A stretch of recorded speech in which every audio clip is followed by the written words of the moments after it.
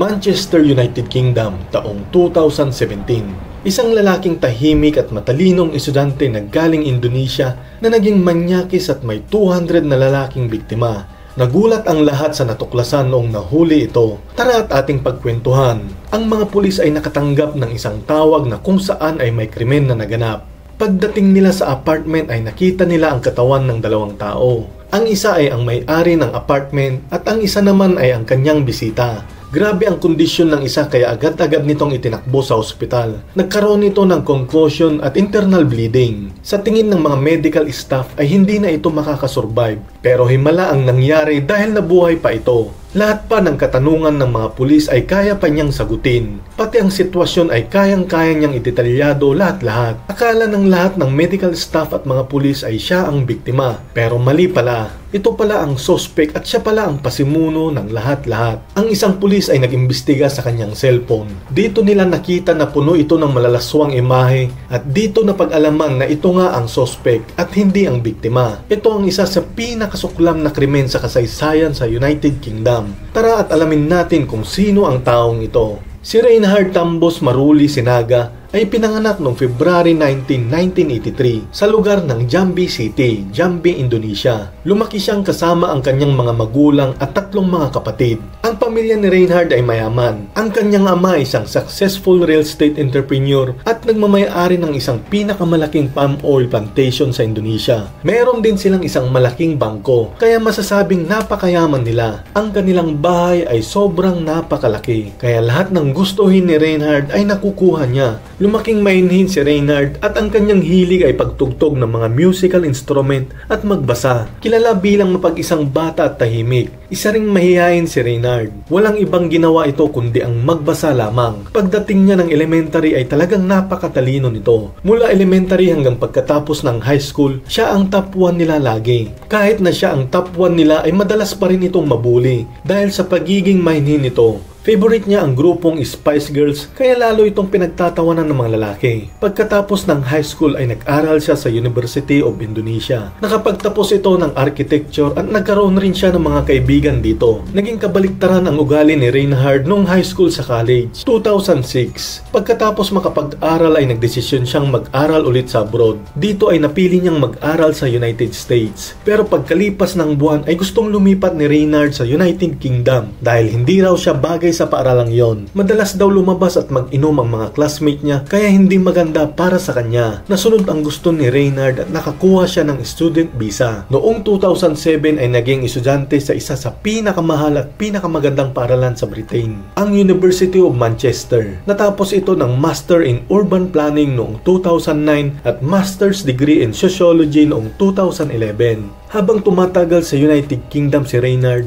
ay unti-unti nitong na-adapt yung style at pamumuhay sa UK. Dito ay nagsimula na siyang uminom at madalas na rin ito sa mga nightclubs. Dito rin napansin ni Reinhard na mas gusto niya ang mga lalaki o mas nagkaka-interes siya kaysa sa mga babaeng nakikilala niya. Alam na rin niya kung ano siya dati. Hindi lang niya mailabas at maamin dahil natatakot ito na baka hindi matanggap ng ama at ng pamilya nito. Sa panahong yun kasi ang Indonesia ay sobrang strict sa kanilang mga gender o kasarihan. Pero kabaliktaran naman ito sa Manchester. Legal ang mga bi o bakla doon. Lantaran ang mga kasali sa LGBT community. Kaya naisip ni Reinhard na para sa kanya talagang bansang United Kingdom. Kaya dito ay nakipagkaibigan siya sa mga kauri at kagaya niya. Halos gabi-gabi silang lumalabas at nakikipag-inuman. Hindi iniisip ni Reinhard ang pera na pinapadala ng kanyang mga magulang. Dahil para sa kanya ito ay hindi nauubos dahil sa sobrang yaman nila. Noong 2011, si Reinhard ay 28 years old na. Lumipat siya ng bahay at nagkaroon siya ng sariling apartment sa lugar na kung tawagin ay Gay Village. Dito ay mas lalong napalapit siya sa mga clubs at sa mga inuman. Ang mga magulang pa rin niya ang nagbabayad sa bago nitong apartment. May isa pang problema si Reinhard dahil ang kanyang visa lamang doon ay student. Ibig sabihin ay pagkatapos na ito ay pwede nang bumalik sa bansa nila. Pagkatapos mag-aral ay hindi naman siya naghanap ng trabaho, kundi naging tambay lang ito sa UK. Kaya malaki ang chance na ma-deport ito. Para maiwasan ito, noong 2012 ay nag-enroll siya ng postgraduate program sa University ng Leeds. Habang pumatagal, may napansin ang mga kaibigan ni Reynard.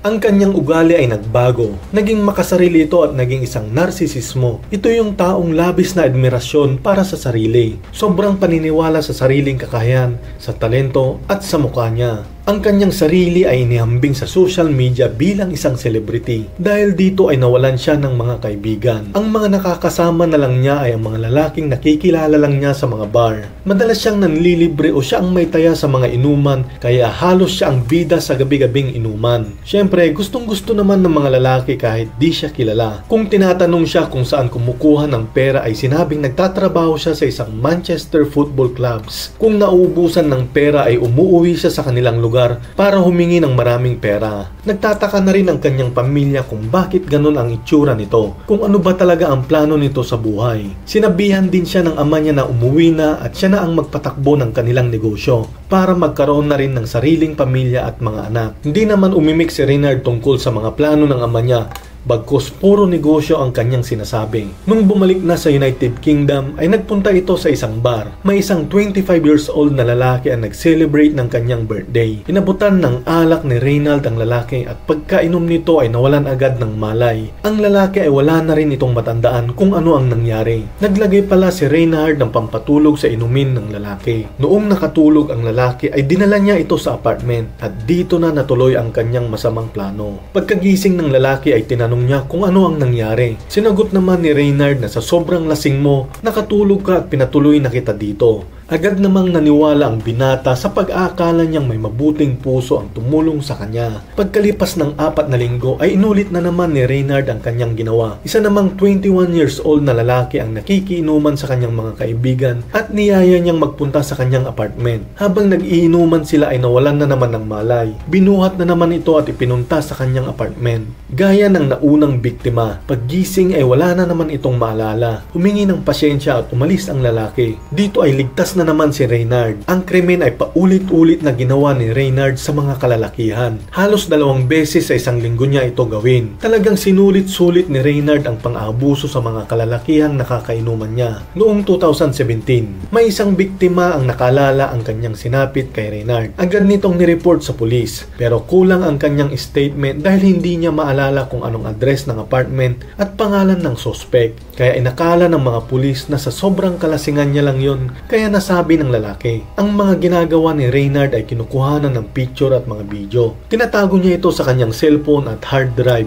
Madalas pa niyang i-message ang mga lalaking nagagahasa niya. June 1, 2017, may isang kaganapan ang magbabago sa pinaggagawa ni Reynard. Isang 18 years old na si Peter ay nag-celebrate dahil sa pagpasa niya ng exam. Kasama niya ang kanyang mga tropa. Isa itong player ng rugby team kaya malakas at malaki ang katawan. Ito ang mga tipo ni Reynard. Habang paggabi na ay lasing na ang binata. Nahihilo na ito at dahil sa malakas na tunog ng musika ay lumabas muna ito para magpahangin. Habang nagpapahinga ito ay agad nilapitan ito ni Reynard at kinausap niya ang binata. Sinabi niya sa binata kung paano siya nakapagtapos at nagsikap sa bansang UK. Ang dalawa ay nagkwentuhan sa loob ng 10 minuto. Nagdahilan si Reynard na nilalamig na siya at gusto nang umuwi sa apartment. Niyaya niya ang binata kung gusto bang sumama. Uminom doon at magkwentuhan tungkol sa pag-aaral niya. Agad namang pumayag ang binata dahil nagpaalam naman ito sa mga kasama niya. Pagkatapos nila ay sunduin na lang siya sa apartment ni Reynard. Naunang pumasok si Peter sa apartment, diretso sa CR para maghugas ng kanyang muka.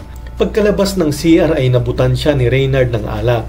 Kinuha naman ng binatang alak at agad nitong ininom. Pagkalipas ng ilang minuto ay bigla na lang itong nahilo. Pagtingin niya sa kanyang paligid ay umiikot na ito. Pinilit niyang i-message ang kanyang mga kaibigan at ang kanyang ina, pero kinuha agad ni Reynard ang kanyang cellphone. Pinilit ng binata na tumayo at maglakad, pero hindi kaya ng kanyang katawan. Natumba na lang ito at nag-collapse sa sahig. Agad namang nilabas ni Reynard ang kanyang cellphone at mga ilaw upang i-video ang mga ginagawa niya sa binata. Pagkalipas ng 4 na oras ay nagkaroon ng malay si Peter. Pagtingin niya ay nakababa na ang kanyang pantalon at ang kanyang brief. Napansin niyang nasa likuran niya si Reynard at may balak gawin ito sa kanyang likuran. Inaantok at nanghihina si Peter pero pinilit niyang labanan dahil alam niyang mapapahamak siya. Itinulak niya si Reynard at tumakbo papalabas si Reynard. Nagulat si Reynard dahil sa tagal niyang ginagawa yon ay wala man lang nakagawa gaya ng nagawa ni Peter. Yung bumalik agad ang lakas nito at kaisipan. Bumalik agad si Reynard sa apartment at dito ay nagsisigaw-sigaw siya. Sinabi niyang may nanloob na magnanakaw sa kanyang apartment. Dito ay nagalit si Peter at talagang binanatan niya si Reynard. Talagang binugbog niya ang bakla. Dahil rugby player nga ito ay malakas at talagang mapwersang tao dahil pang-pisikal ang larong rugby. Talagang nagsapakan ang dalawa pero walang laban si Reynard sa binata. Lumabas agad si Peter dala ang mga cellphone. Gusto niyang tawagan ang kanyang mga kaibigan at ina pero lobat na ang kanyang cellphone. Naisip niya rin na baka pagkabugbog niya kay Reynard ay baka mamatay na ito kaya agad kumatok ito sa kapitbahay at sinabing tumawag agad ng ambulansya at pulis. Dumating ang mga ambulansya. Nakita nila na puno ng dugo si Peter at nakatayo sa gilid ng apartment. Nakita ng mga medics na nakahiga lang si Reynard sa sahig at punong-puno ito ng dugo sa muka. Akala nila ay mamamatay na ito kaya agad itong itinakbo sa ospital. Dumating ng mga pulis at agad pinusasan si Peter sa kadahilan ng pambubugbog. Agad ding sinabi ni Peter sa mga pulis, "May pinainom sa akin na droga kaya nawalan ako ng malay.